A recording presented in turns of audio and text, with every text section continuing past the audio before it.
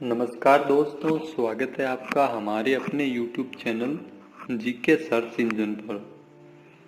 आज हम आपको बताएंगे मेवाड़ के शक्तिशाली शासक महाराणा सांगा के बारे में कुछ रोचक और जीवन से जुड़ी जानकारी। तो बने रहिए हमारे साथ। उससे पहले सब्सक्राइब करें हमारा चैनल जीके सर्च इंजन और अपनी तैयारी का अनोखा आनंद लें।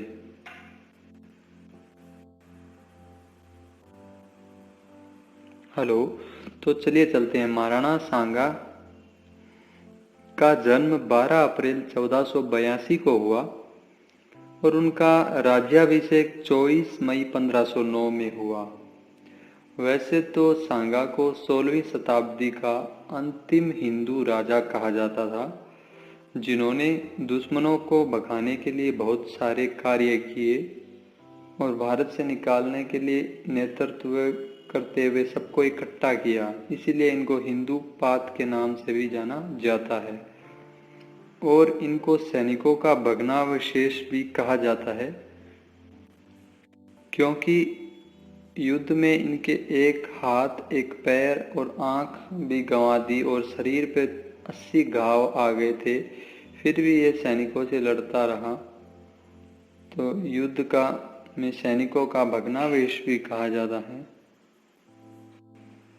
महाराणा सांगा ने अपने जीवन काल में बहुत सारे युद्ध लड़े हैं। ज़्यादातर युद्ध उनमें से जीते हैं और एक अंतिम युद्ध वो हार गए, जिनमें खानवा का युद्ध था, जो 1527 में बाबर के विरुद्ध लड़ा गया था। तो खातौली का युद्ध लोधी से जीत गए थे वो 1517 में। उसके बाद में 1519 में फिर लोधी से युद्ध हुआ, बाड़ी का युद्ध, वो भी जीत गए। फिर गागरोन का युद्ध 1519 में हुआ, वो भी जीत गए। फिर ईडर का युद्ध हुआ था एक 1520 में मुजफ्फर में, वो भी जीत गए। बयाना का युद्ध 1527 में, वो युद्ध भी जीते थे। इन्हें अंतिम हिंदू राजा भी कहा जाता है। खानवा के युद्ध में ये सभी राजाओं को इकट्ठा करके नेतृत्व किया था, जिसमें महाराणा सांगा और बाबर की सेना के बीच में 17 मार्च 1527। खानवा के युद्ध से एक जुड़ी हुई विशेषता है कि जब खानवा का युद्ध चल रहा था तो सारे सैनिक पीछे हट गए थे। तो बादशाह ने कहा बाबर ने कि तुम चाहे शराब पियो या न पियो, लेकिन मैं तुम्हारे साथ मरने के लिए नहीं जा सकता। सैनिकों में आक्रोश था। वो जानते थे कि सांगा के साथ युद्ध करने का मतलब है उनकी मौत। तो फिर बाबर ने कहा कि अगर तुम युद्ध को जीत लोगे तो मैं तुम्हें एक चांदी का सिक्का दूंगा, मेरे साथ युद्ध करोगे। तो सैनिकों ने कहा कि हे बाबर, तुम व्यापारियों के ऊपर कर हटाओ या मत हटाओ, हम तुम्हारे साथ जाते हैं, तो मरने के बाद हमारे वह सिक्का किस काम का।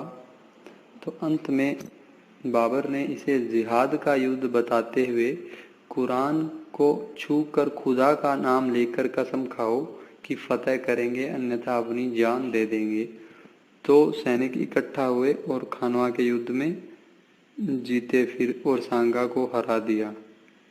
तो सांगा की मृत्यु हुई 1528 में चंदेरी के युद्ध में, कालपी नामक स्थान पर मृत्यु हुई और बसवा नामक स्थान पर उनको विष देके मारा गया। सांगा को कालपी से मांडलगढ़ ले जाया गया और रास्ते में बसवा में, जो दौसा में पड़ता है, वहाँ पड़ाव डाला। तो फिर खानवा के युद्ध के बाद जहर देके इनको मार दिया गया था। भोजराज महाराणा सांगा का पुत्र था, जिसकी शादी मेड़ता के रतन सिंह की पुत्री मीराबाई के साथ में हुई थी। खानवा के युद्ध में बाबर के विरुद्ध लड़ तो इस युद्ध में सांगा की हार के 3 प्रमुख कारण नजर आते हैं। पहला कारण है बाबर का जो तोपखाना था। उस समय बाबर के पास मुस्तफ़ा और उस्ताद अली 2 तोपची थे। दूसरा कारण है तुगलमा पद्धति, जो उज़्बेकों से सीखी थी युद्ध की पद्धति। तीसरा कारण है राजपूत इतिहासकार राय सिंह के सलादी कंवर, जो पहले सांगा का विश्वास पात्र था, फिर अंतिम दौर में वह खानजादा युद्ध के अंतिम दौर में बाबर से मिल गए।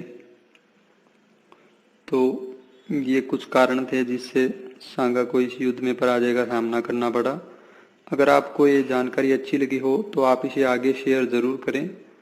वीडियो पसंद आया है तो लाइक एंड सब्सक्राइब करना न भूलिएगा। धन्यवाद।